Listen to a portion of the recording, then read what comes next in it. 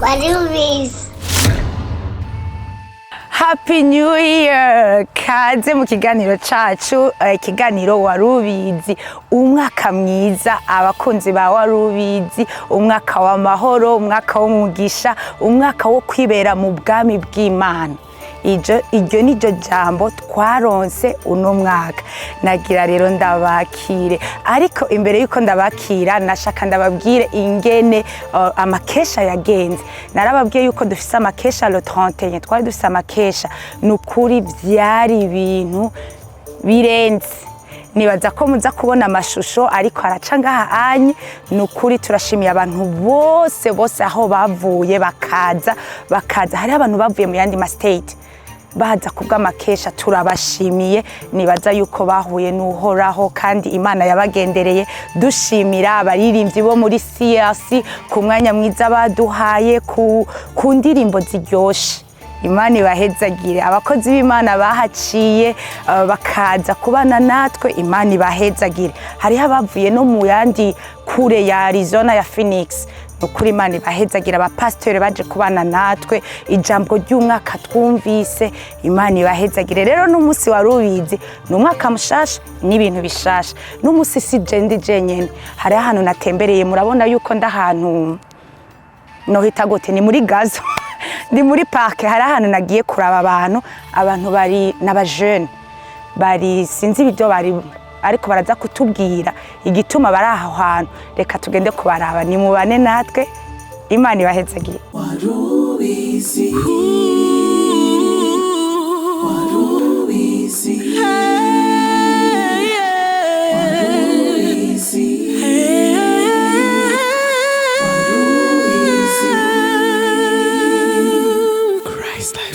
nababwiye yuko natembereye ahantu nahasanze abajene. Hello guys. Mumeze neza? Please introduce yourself. Ego Jenny twa Ilona kandi mwana wa fieni wa Kacungu na Emehin. Jenny twa Enzo na umwana wa Sadiki Namo na Anik Mugwaneza. Jenny twa Lara nk'abandi mwana wa Janvier na Josephine. Mumeze neza none? Mwako mukora iki ngaha muri park? Twicaye. Yes. Nabonye mwariko muragira samu. Twari turi kubyina. Okay, reka nanje munyereke basi kugira tubiginderemo rimwe. Na jewe ndabishoboye. Reka tubikore turabe.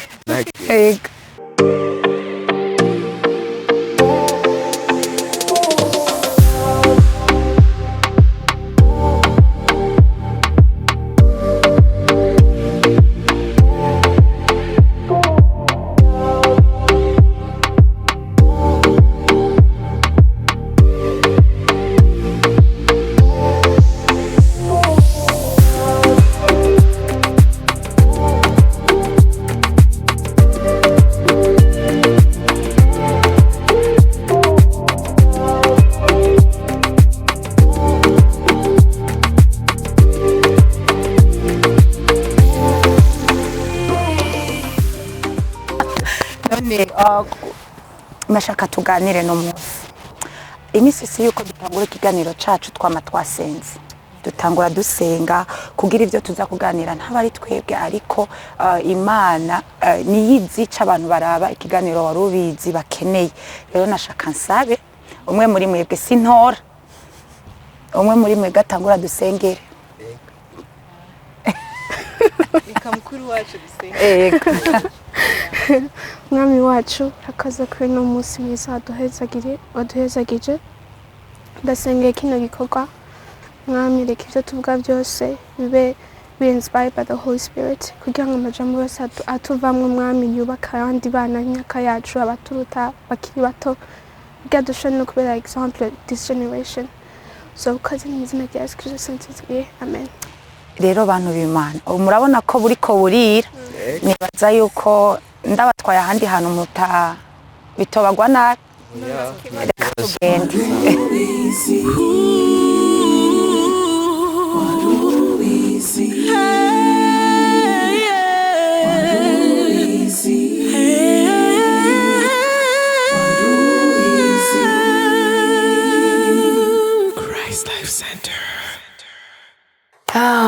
karibu rero. Merci. You're welcome.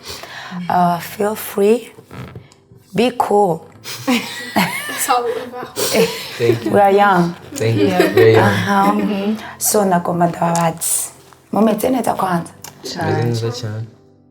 Nuko mutekereje bro. So nagomba tuganire. You guys muraja kw'isengero, muraja kuri church. Mwatubwiye ko muri aba Christian. Mwakiriye umwami Yesu. Nashaka tuvugane n'abajeune bahora baraba warubizi. Why umwana umujeune aja kw'isengero? Kubera iki muja kw'isengero? Bon, kenshi usanga bitangura ko abavyeyi bacu basanzwe bagenda ku rusengero batonda tukabakurikira, ariko mugeze mu myaka y'iwacu matangura mukabiha importance kuko Imana iratuvugisha. Hari ibintu Imana idukorera iminsi yose turabibona. And that's one of the reasons why I attend. So ndibaza ko it's the same n'ivyo nyene akenshi twebwe cane as abana b'abakozi b'Imana b'abapasteur tuja gusenga kubera kubona abapapa n'ibintu nyene tujamo kubera ko nivyo tubona. Bon, ariko novyita ko tuja gusenga ko kubera kugira ngo c'est la source ya tuvoma n'ahantu tuja kuvomera ubumenyi ya spirituellement. So novuga yuko yego turagenda gusenga mugabo ni ikintu gikomeye cane kugenda gusenga, apana as kugenda kubera kurikiye abandi. Ya numva ari ico. Yego. Yego. Rero njya gusenga kugira ngo nige kumenya gukunda Imana, kuyikurikira. N'abantu benshi babikora, kumva ijambo ry'Imana, kuyihimbaza. Yego, ibyo ngibyo. Yeah. So muracari bato, mu buzima mubaho muri Amerika. Aho hanze hari ibintu byinshi, you guys murafise like freedom. So how do you deal with that? And also mukaba Christian, mukaba abantu bakunda Imana kandi bayubaha, kuko reka dukorere nko kuri peer pressure. Muri high school hariho ayira hariya agira heze, ariko how do you deal with the peer pressure younger especially muri ibi bihugu? It's very, very hard. Nkigishika muri America naraba embarrassed yo kuvuga ko ndi umurundi kazi, yo kuvuga icongereza ko mfise accent, ariko mfise abavyeyi beza cane. Abavyeyi bari cool, baragerageza kunyumva kandi kunyumviza nk'umwana afise imyaka yanje. Kandi nka mfise amahuti yanje ava kwa ko umurundi kazi fise ibintu banyigishije tukiri Burundi.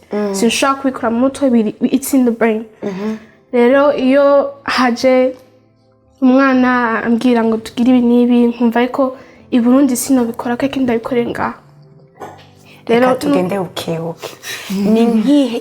Ni nk'ibihe bintu udashobora gukora uvuga ati ibi inye itse nono ntabyo nshobora gukora kubera imico yanje, route zanje, nkuko wabivuze neza ati my route, imico yanje ninyemerera kubikora.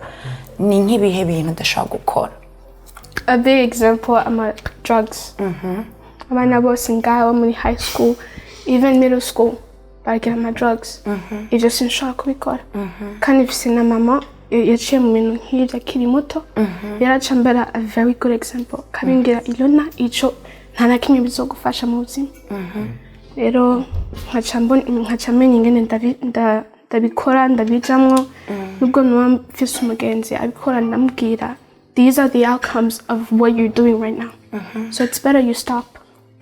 And honestly, kubikora hariho nandi ma spirits menshi, ma spirits mabi gose. Uba wugura umuryango for stuff you don't know where they come from. Kabisangamwo nyene udashobora no kubivamo. Biki turaza kugaruka kuri aho kango uba wuguruye imiryango, ayo ma spirit uba wuguruye ndashaka tuze kugaruka ko, ariko tuza kuri tubwire nawe. Bon, hano iyo ukiza biba biri very hard kubera ko ushaka kwinjiramo nawe ushaka kuba n'abandi bose ariko first of all ugomba gusenga kubera ko ni ibintu byinshi drugs gusohoka abana tungana bafite abana rero ufise imyaka ingahe hajya 14 so hariho abana bashobora kuba bafise abana kandi bafise 14 benshi bahari kw'ishuri ariko nyine ugomba kugisha inama aba parents bawe et plus important ugomba gucuzinga groupe urimo groupe y'aba friends urimo iyo ubonye umuntu utari gukora ikintu cyiza si umurebe ngo umureke umurebe umuvugishe umusabe guhinduka umuhe example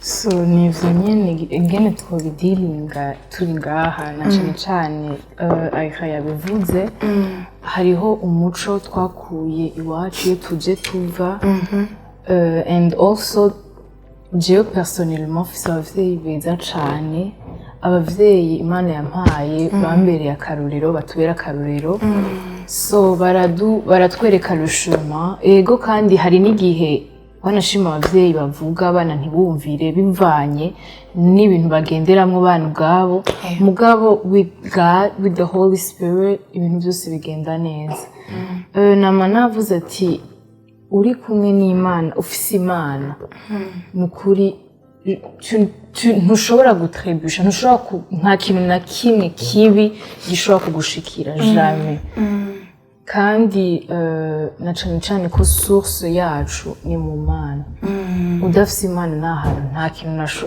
nico gituma aba bana usanga bafise ugumva ngo bafise ama depression bafise ibiki bigwara ama drugs n'ibiki ugasanga n'abandi ugasanga umva ngo nyene nta envie yo gushaka kubaho yumva umenga ntashaka kubaho kubera atari mu Mana so utari mu Mana nico gituma ivyo vyose biba ivyo vyose vy'ama drugs vy'ibiki kumva bagize so numva ari ico hariho ukungene urafuza akantu ka depression ugasanga umuntu akubwiye ati ni kubera ndi jenyene nta bandi dufise tugendana nk'aba jeune ni gute ushobora gutora abagenzi beza na cane cane uri umuntu akijijwe so ni ikibazo ciza cane ingene utora abagenzi umusanzu ni hahandi nyene tugaruka hahandi nyene with the Holy Spirit nta kintu na kimwe ashobora kukwemerera gukora kuko niturebera n'ibiri imbere n'ibigiye n'ivyo tubako so ubonye nyene urabona hari abagenzi babi ukabona ati uye hamwe no ugendana nawe hariho ama consequences ashobora kushikira so with the Holy Spirit arakugida kandi mugabo dusulinye bien hari n'igihe wanashima nabo bagenzi ushobora kugendana nabo akaba ari wowe ubahindura kuko ikiri muri twebwe kirusha imbaraga ivyo bintu urashobora kugendana nabo ukabasengera mugabo hari abo biba bikenewe ko just ubareka hama ugakomeza n'abandi bagenzi numva ari ico jewe musanzwe iyo abagenzi benshi mfise nabo tugenda hamwe kuri church ngira abagenzi mbona yuko abavyeyi banje bumvikana neza n'abavyeyi babo nanje ntezo kumvikana n'abana babo kuko dufise the same spirit turumvikana tugabimwe ururimi rumwe turumvikana neza nuko nyene cendekenze how do you choose friend biragoye kubera ko hari ibintu byinshi rero souvent ushobora gufata umushuti umwe ukamuhindura ukamwigisha gukunda Imana cyangwa most of the time aba friends nabo kuri church aba friends bo kuri church barakomeye cyane kubera ko mukunda kimwe mukunda Imana mukorana hari n'abandi ba famille navuga hari ikintu wavuze uratubwira ati iyo ugiye mu bintu hariho imiryango uba wuguruye nibaza ko muri iyo miryango na ca kintu yavuga ca depression nibaza ko kirimo urashobora kutubwira iyo miryango uba wuguruye iyo utrebishe gatoya. Bon, narigeze kuba ndi very depressed for at least 3 years. Niyumvira yuko ibyo kubaho ubuzima bubishe nyine no kwifira niho noruhuka. Byatanguye ko abagenzi nagendana abo twama turi kumwe ku ishuri, hanze yo ku ishuri, ibintu bakora bikanya affectinga ko nashaka kuba nkabo, nashaka ko bankunda, ko mba cool, ko mba whatever. Nkibaga yuko aho navuye nayo bankunda kujya nyene, kandi mfise n'abavyeyi bari a very good example. Ariko je nkashaka kwigira umuntu ntari kubera ko my influence is very bad. Rero bica bituma ni elwanya nkijana mu cuma nkarira nkiyumvira ko Imana ntashaka kuba gutya, ko ntashaka kuba umuzungu, ko ntashaka kuba skinny, ko ntashaka gutya, ibintu byinshi cyane. Nkibaga uko Imana ndene nuko ndisubiza kuba ndi kandi mfise abantu benshi bankunda because of that. Rero ibyo byose ndavyibagira nce ntangura kuba depressed. Ntangura no kwiyumvira muri abo bana twagendana bari baciye ubwenge cyane. Barakurusha ubwenge cyane gose. Nkasaba Imana please nyongeze ubwenge umwana uwa mbere mu ishuri, mbigitangaza for my country, my people. Kuko baratugaya cyane ngaha kwakunda umurundi kazi kandi igihugu cacu nyine nta nubwo bakizi. Rero nanje nkashaka iyo pressure, I need to be the best, I need to represent my people. Kaca bituma ndashwana Imana, ndayishaburira, ndayisaba ibintu byinshi, nkabagira yuko I'm already smart, nubwo ntashobora kumva ibiharuro na science. Kwandika ndabizi cyane, ndashobora kwandika umuntu akarira ngo wakoresheje amajambo meza, ivyo byose nkavyibagira. Kaca bituma ninjira muri depression. Rero hari ibintu ushobora kwinjiramwo because your surrounding, abantu mujana, abo muvugana, ibyo bakubwira ukavyema ukabisha mu mutwe, instead of genda ukaganira n'abavyeyi, papa, mama, abagenzi banje bambwira nini, is it true or is it not? Should I take in what they said to me? Nkavyibagira ivyo bintu byose. Kaca nitwara mu ngorane jeje nyene. Ariko ndiko ndasenga nkavuga papa, Mana, kubera iki? Why? Kandi it's my fault, it's not his. Yeah, so nashaka kutubwira ingene wakize. Vyose nagenda bibwira papa na mama, baransengera, babwira n'indi miryango yacu, nabo nyene baransengera, bacanyibutsa yuko hari impamvu Imana yatuzanye muri Amerika. Maybe sinshobora kumva ibiharuro nk'abandi. Mon petit frère, il est vraiment doué, aciye ubwenge muri maths na science. Ariko nanje ndafise ingabiro yo kwandika, no ndagerageza kuvuga, ariko kwandika ndabizi cyane. Rero nturabe bajya bafise ibi, babivyifise wewe, ari Imana yaguhaye.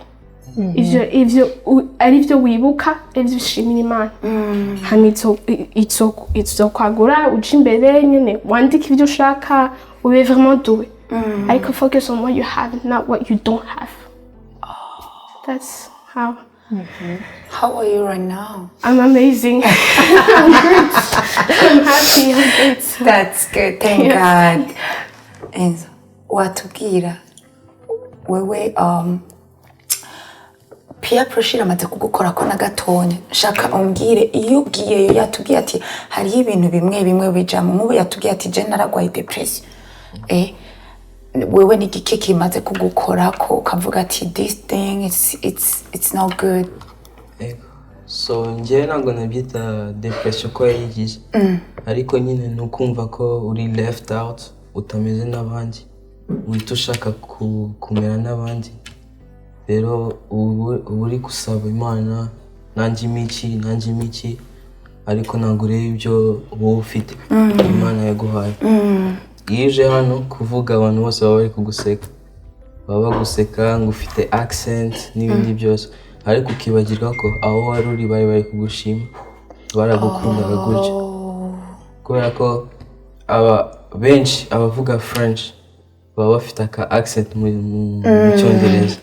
Hano ako accent n'akahe? Aka accent ariko nyine abazungu bakunda kwivuga ufite aka accent munuza ariko aho wari uri igifaransa uzi baragikunda cyane kandi ni ikindi gikomeye kigoye kwiga rero sukibagire ibyo ufite ubishimire Imana aho kugira ngo ushake kuba n'abandi ube exemple sukurikire yego la hari icyo ufise wongerako bamba byose babivuze so jewe sinavuga ngo nuba naragize like depression ariko nivyo nyene yabivuze entourage yawe niyo usanga kenshi umenga niyo ugashaka kwinfluencer ukumva umenga wewe nyene ukwiyumva umenga ntusha nyene hari n'igihe jewe personnellement nkishika kubera twaje tuva mu yindi state nkishika muri Arizona abana bo kw'ishuri nararaba mu bisanzwe hari ukuntu dumwa sinzi ukuntu bivuga kuko jewe niho nta minsi myinshi nta gihe kirekire tumaze so icongereza canje kiracari so rero ndagenda ku ishure nkabona abana bamwe bameze uku abandi bameze uku rero jewe ndi umuntu first nyene nkishika ahantu hambere ndahoze cane nkaguma mpuze ndabaraba bandaba rero nkibaza ati none mu bisanzwe baranyanka ntimvira baranyanka aba bantu ntibankunda sije nabona ndimo vendredi kuko turafise kuri eglise gicane vendredi canke dimanche je narura ku misa hagera ryari kugira numve dumo mbohotse canke basi mbona abantu enfin tuvuga bimwe canke mbone dumo abantu so ni vya bindi nyene iyo utazi agaciro k'ibintu ufise Imana yaguhaye abo bantu bari aux alentours yiwawe barakwinfluencer kandi barakurusha imbaraga baza kukwinfluencer bakujane muri ivyo bintu tant que utarisobanukirwa canke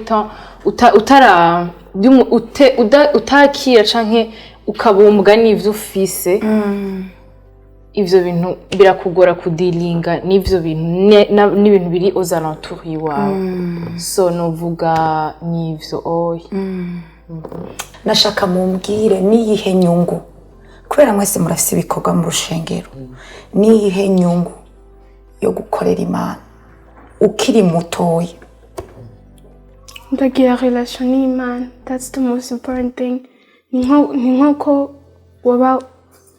kubwira Imana I am ready I want a personal relationship with you apana through my mom and dad kwakarakoze Imana ariko kwako jewe ndabishaka kugukorera ngira icyo ushoboye hama nkuko nyene kuvuza relation n'Imana ivyo birugura ibintu byinshi cyane kandi ntusenga ubwira Imana ngo God I'm here ngo I'm the most obedient ngo no ni papa wakoze ku munsi mwiza papa wagize it's not God anymore it's papa wanje so that's uri muri protocole le 31 wari umunsi Lord halala ndagusabye umbwire umunsi wa 31 buca ari bonane ingene umunsi wari fire fire I don't know what word to use but it was fire abantu barinjira bakaduga muri radio ngo hinjiye 10 people nkavuga mana tubicarika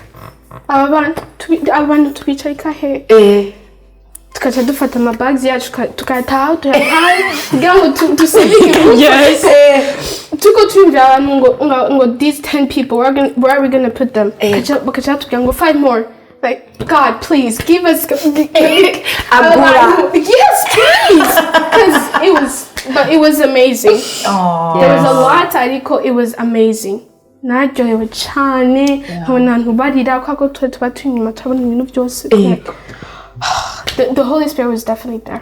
The Holy Spirit was there. Wari muri media team byagenze gute ndashaka umbwire that day how was it I was byari bigoye cyane kubera ko bagomba kwiruka utwaye amakamera abantu bose kandi kamera iraremereye cyane ariko abantu bose bari bahagaze kubabwira uretse gato yegeranye nabyo byari bikomeye kubera ko nyine bari gusenga bari muri mundo bakora urahita bakora muri mundo rero byari bikomeye ariko byari biryoshye cyane. By the way, abantu batashoboye kuza muri veye ya 31 turaza gusiga link musiki kiganiro nukuri mugende kuraba twagize ibihe byiza cyane mwavyumvise yuko hariho umuprotokole yavyati wari umunsi uri wow ngo wari fire so mugende murabe muzoheza gikwa karibu kandi Enzo ndagusabye ubwira abakunzi ba warubizi uheruka kuronka scholarship right can you urashaka kubwira abakunzi ba warubizi ngene vyagenze so kw'ishuri bari badusabye nyama sport football américain na soccer rero hari ama fees twagombaga kwishyura ariko kubera ko turi bashyashya hano ntabwo twari dufite moyen yo kubikora cyangwa abadufasha rero dukora tryout first kugira ngo barebe talent mfite I thank God imana yampaye talent yo kwikina bahita kubera ko papa yaranditse arababwira ngo ntabwo dufite aya mafaranga bahita bavuga hoya mubyihorere mubyibagirwe ni uwacu turamukeneye bahita baduha scholarship all year umwaka wose wumva icana atari igitangaza c'Imana yego Imana ishimwe Lara tubwire inyungu yo gukorera Imana ni iyihe Lara bon inyungu yo gukorera Imana nuvuga yuko mu Mana hari the true love true peace cause abavyeyi bawe ego rashobora gukunda abagenzi biki mugabo mu Mana ntushobora wari wabivuze kare ntushobora gutrebusha nta na gato ntibishoboka kandi mu gukorera Imana harimwo navuga gute amahoro umunezero bidasanzwe bitaronkwa kubera ko waronse amafaranga kubera ko wagize iki canke kubera ko no ari ibintu byinshi cyane mu Mana kandi gukorera inyungu yo gukorera Imana irakugida mu byo ucamwo byose kuko nifise avenir yacu mu ntoki ntushobora kunyerera canke kubera ko abantu batari mu Mana niyo mpamvu usanga bahusha inzira canke mvuge gutyo kubera ko ntibafise icerekezo mugabo twebwe kubera ko dufise Imana inyungu tubikuramo tubona imbere amen yes numva hajya ukora iki mu rusengero ndi umuririmbyi ego why wacuzinze kuririmba byagenze gute bon novuga jewe kuririmba c'est ma passion and also ni kubera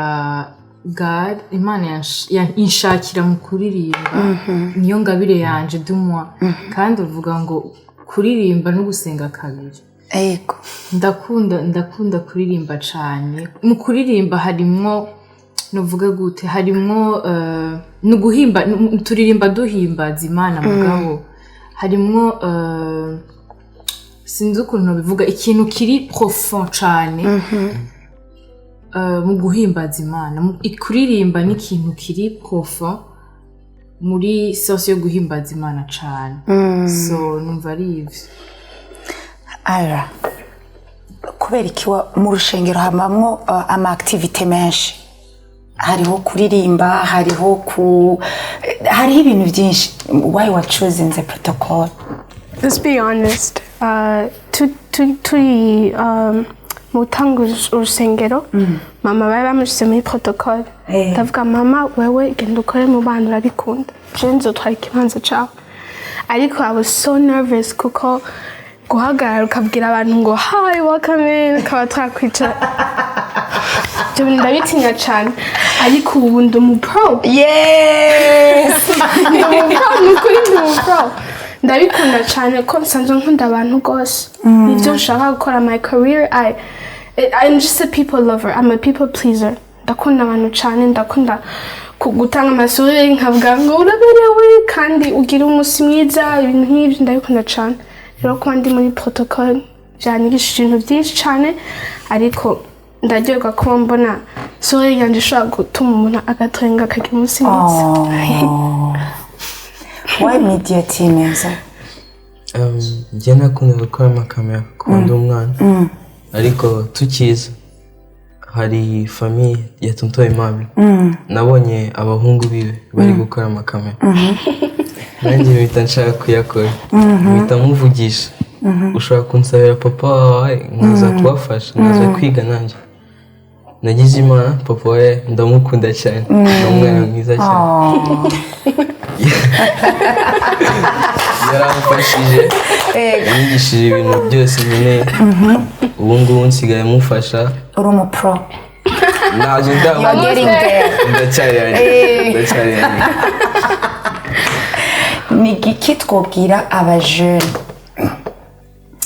bakijijwe hari abajene baza mu rusengero bakicara ni iki twobwira abajene naho tuba batari muri siyasi gukorera imana ushobora gukorera imana ahantu hose ni iki twobwira abajene ni kugira batangure gukorera imana murabyumva yuko hari ayira niwe yigeze kuvuga ngo hari imiryango myinshi yuguruka nawe wabivuze ati imana niyo itureberera kure so gukorera imana harimo inyungu wararonse scholarship ni igitangaza c'imana kuko iyo ukorera imana ntabwo uri kurahembwa ariko in one way or another imana iraguhezagira mu bintu byawe ikagufasha yes so ni iki twobwira abantu abajene nka twebwe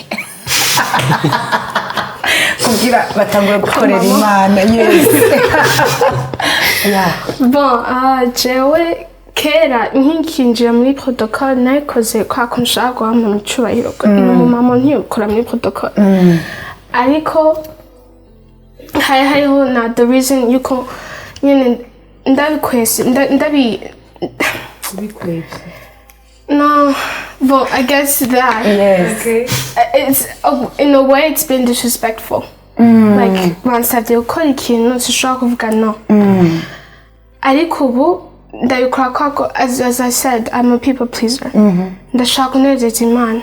Ubwo atamafaranga mfise atamamiliyoni atanakimwe ushobora gukora nawe ikintu nyine kuba ushobora gutwenga umuntu agatwenga akinjira mu rusengero ari comfortable yuko azi ko agiye kugutaza Imana agiye mu nzu kwa papa kwako namuhaye iyo welcome bituma numva wow I did a big thing that's a big deal rero yeah that's all baze bakorera Imana rero yes please join me protocol you biryoshye cyane as a pro I can teach you and it's the easiest thing you can do honestly yeah Enzo ni iki wobwira abantu abajene kugira baze gukorera Imana so first of all gukorera Imana bifungura ama opportunity menshi cyane so ikorera Imana kubera ko uvuga ngo wenda ndaza guhemba cyangwa ikindi ikore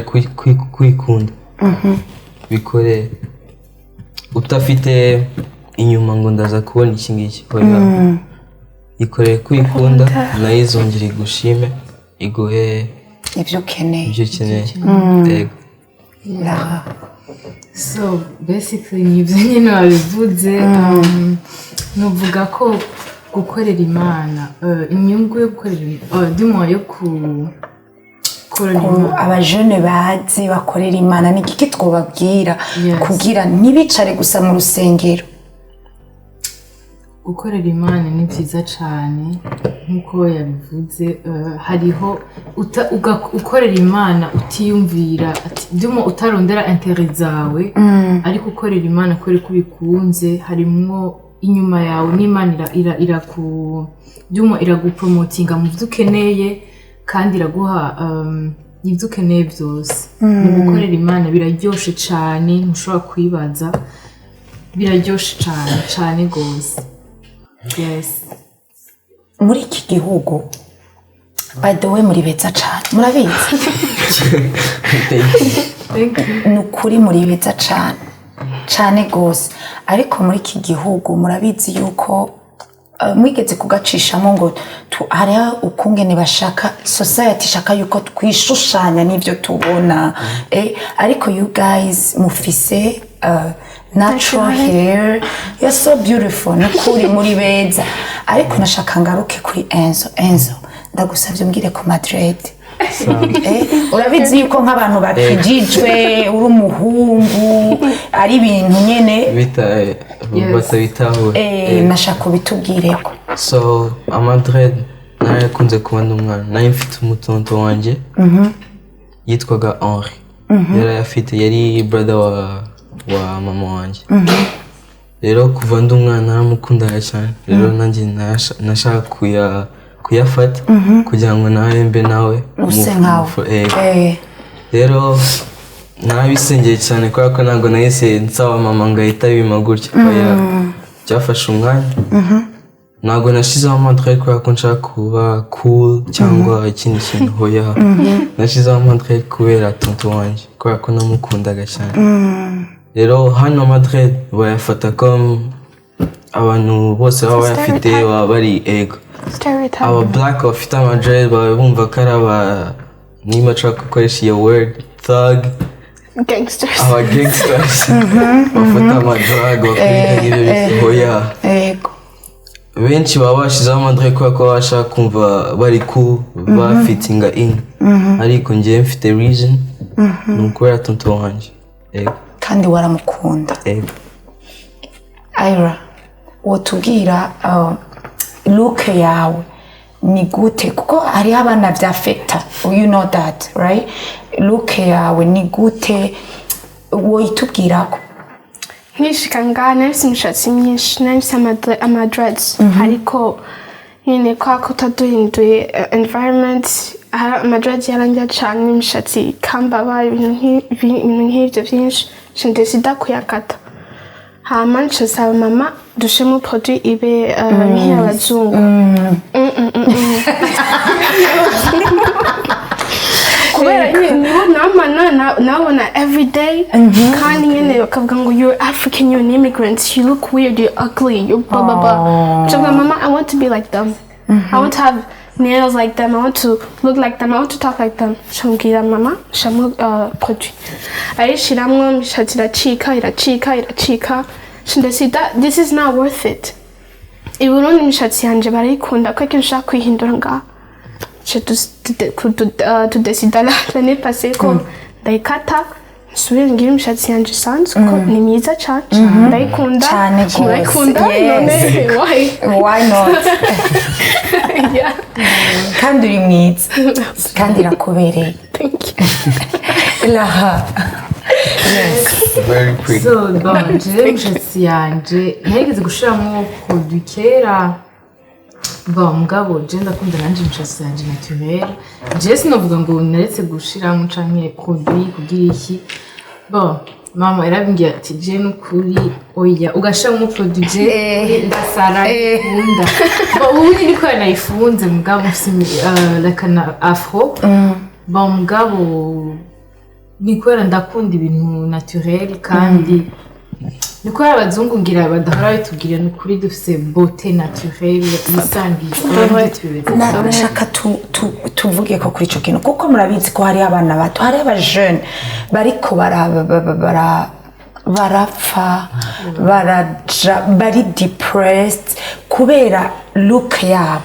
Please nk'abakristo ni gute twobafasha kandi nshaka tubivuge ko kubera umwaka uratanguye and Imana ishobora guhindura ibintu byinshi. Umwaka ufise amezi 12 ufise iminsi 30 amajana 365 na 65 jours bantu b'Imana hariho byinshi Imana yohindura sivyo. So nashaka tubabwire abajene badukurikira especially uri mu Mana ni gute twobafasha ni gute twobafasha ni gute twobabwira ati no iyo peer pressure iyo ayo ma heaviness yo hanze outside there ntabakurikire ni muze mu Mana haba Imana urabe kwitabahindura kandi ibambika ubwo bwiza ivyo bindi abandi batabona ni gute twabibabwiye. Okay, so it's so simple. But so ushake gukompara n'abandi bose. Muri Bible bivuga ko Imana yakoze yaremye umuntu ishusho yaryo. Rero wibuke gusa n'Imana. Amen. Yes. Sorry. Si ushake kubona abandi ngo wafite amadress cyangwa afite n'imisatsi imeze gutya cyangwa ari white na black oya. Waremwe usa n'Imana. Amen. Yes, Ira. Nagira mvuge ndafise umutitsa kenshi aravuga ngo I wish I was like this, I wish I was like that. Nkaca nibuka iminsi papa yamambwira Ilona uri mwiza ukomeza uko nyene kandi ndabizi ko Imana yakuremeye umuntu azogukunda uko uri. So stop trying to change yourself. Kwihindura bituma wowe ugira ibintu biri fo bikakonona ubwiza bwawe bukanyika. Rero nashaka yuko yes ndashaka kubwira myself yuko uri mwiza kuri everything ariko je ntavyemera it won't affect her ntabijamwe nkabikurika uko nyene papa ambwira it won't do anything. I'm just saying words, they don't have any value to them, but if I live what I'm saying then yes that will have effect on people. Yes, that's something I wanted to add. Just ntube photocopy y'undi muntu uri mwiza uko nyene uri. Imana igukunda uko nyene, Imana yakuremye wewe nyene ntiyakuremanye naka yakuremye wewe nyene. Just be yourself and twige kwikunda uko nyene turi.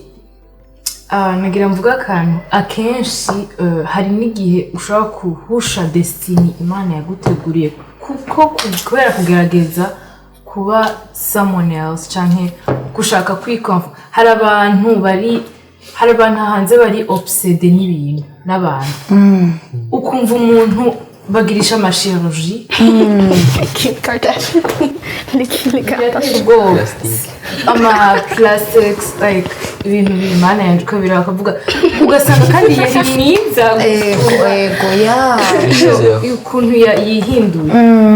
So ivyo oye turetse yuko ni Bible yatubwira kwishusha canke gushaka ibintu cyane nibigirwamana gusenga ibigirwamana kandi gusenga ikigirwamana ni icaha kibi cyane kurogota ku Mana n'ikintu Imana kiri novuga bon ni kibi cyane dum. So ikintu novuga nuko be and don't try to be someone else. Yes. It's okay, yes. Abantu baratanga amafaranga menshi kubona umuntu. So nako ndavuga ivyo bintu byo kwihindura, just be you. No, be wewe baba wewe nyene, reka kuba uyundi muntu kubera ko uyo wundi muntu nawe ntibikunda. Nzi impamvu ariko arabikora. Impamvu ariko arabikora nta na kimwe mugabo ukumva umuntu yagiye kugirisha amafaranga yafashe dufate nka 2 millions de dollars yagiye kugirisha chirurgie y'umuntu atazopfa nabonye atazi byamuvyabaye. Why bobikora? Just uri mwiza uko nyene uri kandi uzoronka ugukunda uko nyene uri. Amen. Amen to that. So that's it. Guys, you're so special. Umubonye umuntu akubwiye ati where do you see yourself in 5 years, Ira? In 5 years, I'll be a law student at Yale University. Hopefully married. I do want to get married young. A nice car, a beautiful house at CLC. Maybe in 5 years, I don't really know. A lot of time to think about it. Young. Ariko ndashaka gukomeza mu byo nkunda muri kamera no gukina soccer. Kuko it's my dream kuba ndi umwana. Rero Cristiano Ronaldo. No. Mbappe. Mbappe, okay. Okay. Ego. nibyo. So jewe hano muri 5 years nukuri bon famille yanje nibo mporambwira mama nibo mporambwira ca nkunda kuvuga mu myaka kuva kera nkunda kuvuga ati nzo mu millionaire kandi mutoyi. Amen to that. Yes. So baba kambwira ati ivyo bintu bizo kera nukuri nta kintu nta sinenzi ko tuzo muri Amerika. Mugana navuga ati première nukuvuga muri 11e kubera mu Burundi bayita première poste. Sinzoyigira mu Burundi kandi sinzorinda ndacagura ama section ibiki twagiye muri Amerika. Iyo Amerika nayo basi tuvuga ngo ndabatantire canke nta numwe ari. Okay, and then biraba. So unye ndiko ndiranda compte ko ibintu navuze akanwa kacu karatura kandi akanwa kacu biratubwira n'umuriro nisha. Yes. Ikintu uvuze rero kiraba. So ahantu je nibona muri 5 years bibona kure cyane bari b'Imana bibona kure but ndi muri uni and ndakunda ibintu bijanye na music ni navyo niga ndafise ndataking ama classes yavyo and also ndakunda ibintu bijanye na psychology ni ibintu deux choses différentes no mugabo ndabikunda cane ndashaka kuba umu therapist and yes cyane novuga yuko ahantu nibona muri 5 years ni kure cyane so mvuga ngo nzonagize mariage ko ndacari muto nta mariage bon mugabo bishobora gushika why not and nibona kure cyane sinovuga ngo nibona na ariko nzoba ndi kure cyane kandi heza yo ivyo vyose. Turangiza ikiganiro cacu ngira ndabahe iminota 5 umwe iminota 5 muvuge kuri topic zitandukanye. So warubizi ni kiganiro cyo kuzana abantu kuri Yesu. Muri ayo matopic muza kuvuga nshaka hagira umuntu umwe ahinduka biciye eda urashaka kuvuga testimony ico ushaka ico wumva wobwira umuntu wo kuri warubizi. Ngira nshiremo timer 5 minutes twagiye.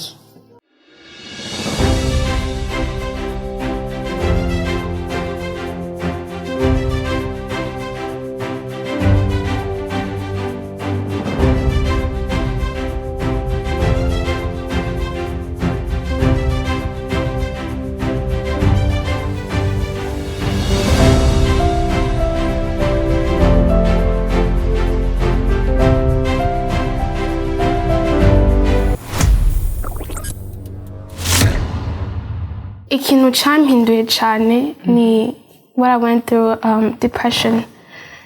It was something I went through it for at least 3 years. It was very bad. At some point I was at the edge of killing myself. And that was all because of the bad influence, the people I was hanging out with at school and outside of school. The things that my voices numviriza nkavya ivyo bavuga byose nkavyakira nkabisha mu mutwe no mutima nkavuga uko nuko neza kumera. I need to change how I look, I need to talk differently, dress differently. Kandi sinshobora kumva be proud of being Burundian kako. It is such a small country ngo barely anyone knows of it. Ariko nkibaga yuko there's a reason why I was brought here. Me, I am a person ndakunda, I don't know how to say it, but ndifuza cyane yuko in my future ndi umuntu akomeye cyane.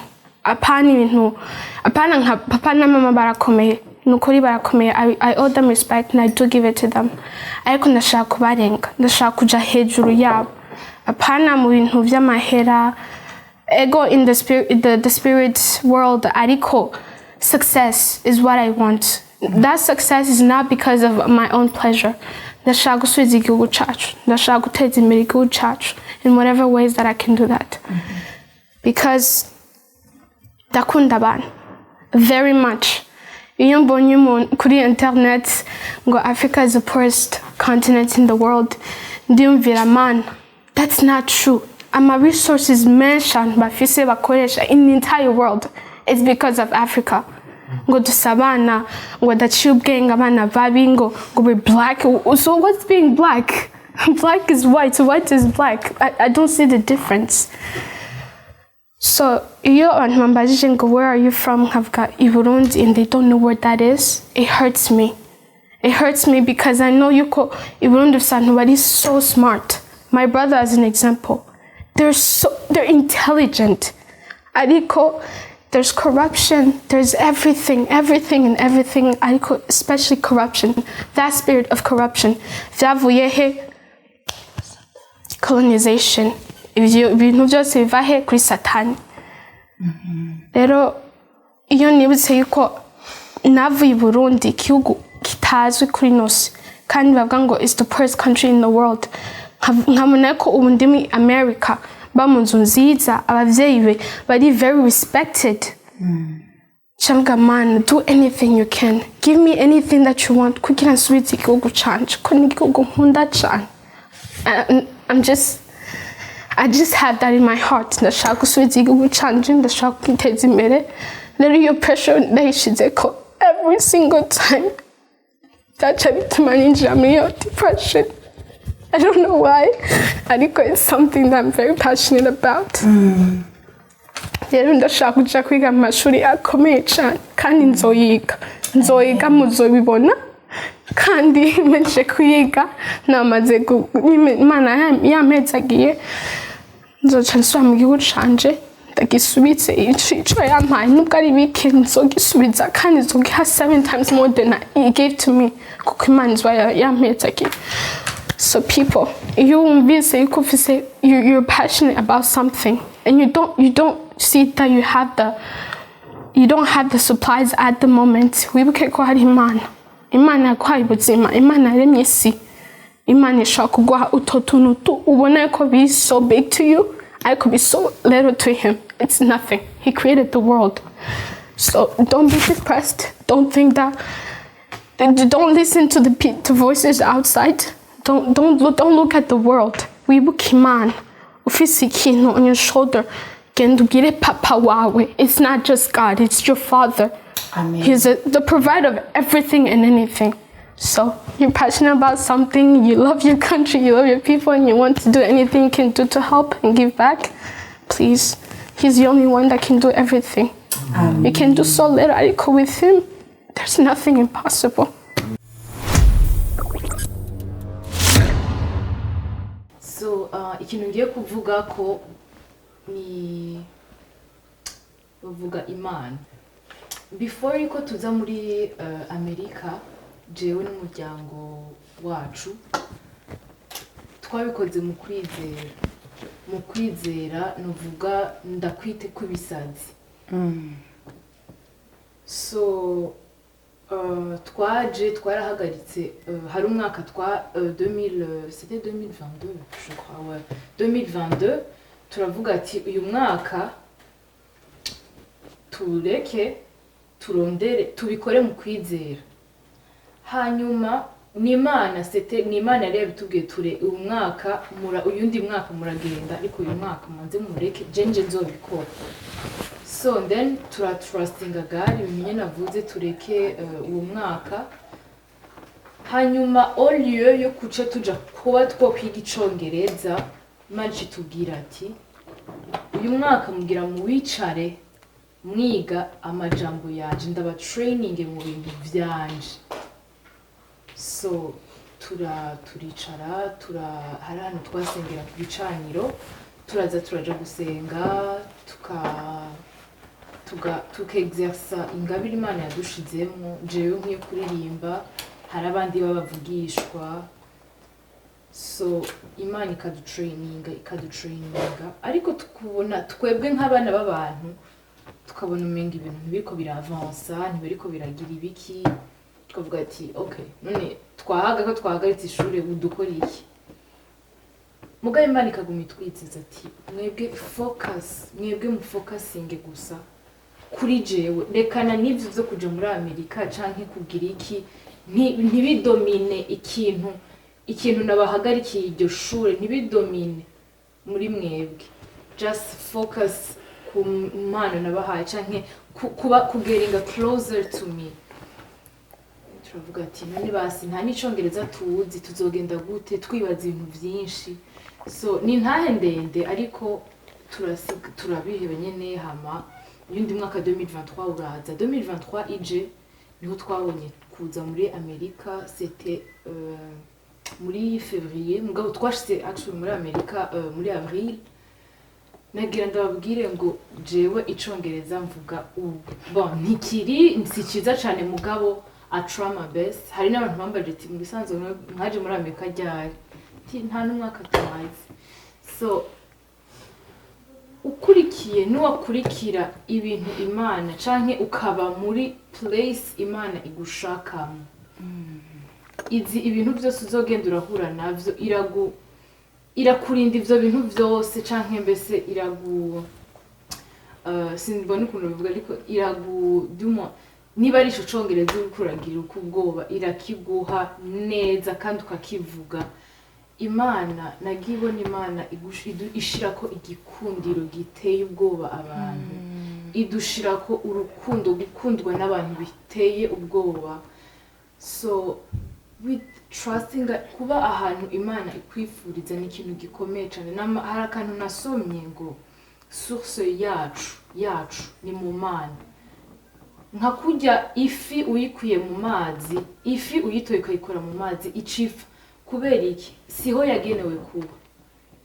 So nico kimwe natwe en dehors y'Imana, nico gituma abantu bidroga menga badashaka kuba kubera iki hari ntibari muri ahantu bategerezwa kuba.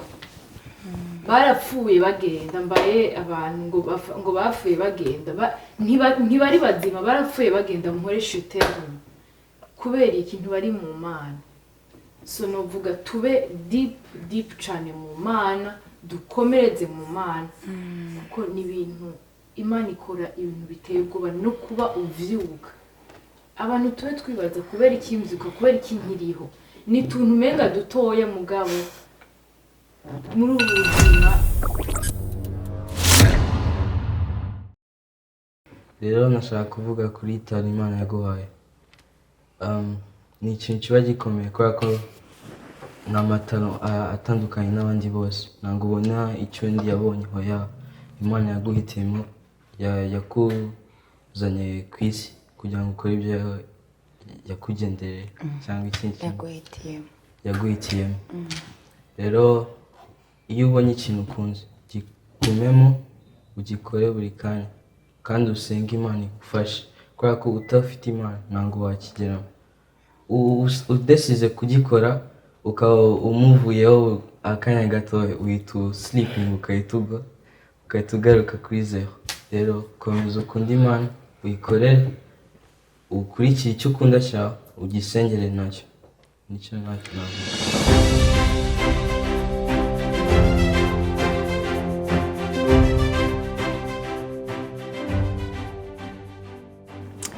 Bantu b'Imana, abantu mwese mwadukurikiranye, mwumvise n'umusi mwabonye yuko nari nabaye umujene.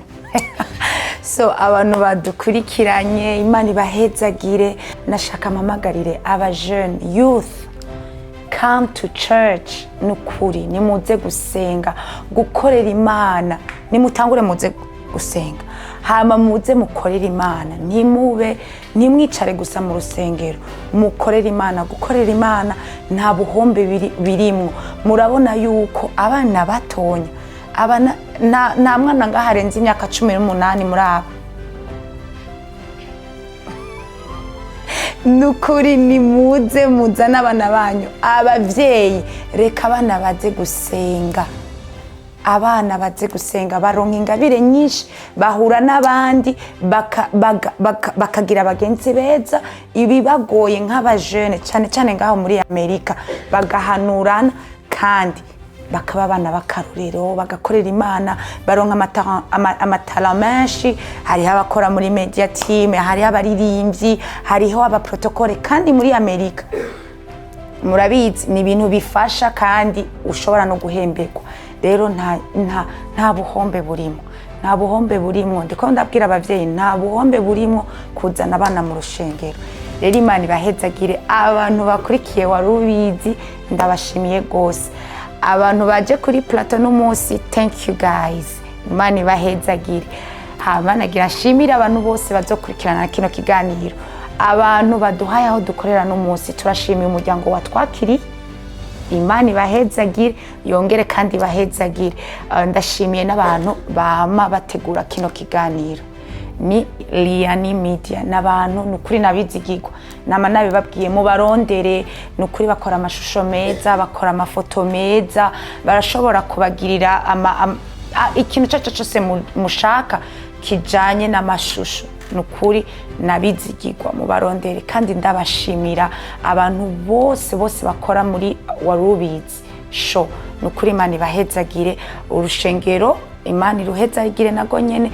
dufise amaprogramme atandukanye muri CRC kwa gatanu imisi yose turaterana kuva isaha 2 z'ijoro gushika midnight no kwa Mungu tugaterana kuva 10:30 gushika 1 PM kaze tubane naho ubutaha Imana ibahezagire bye bye.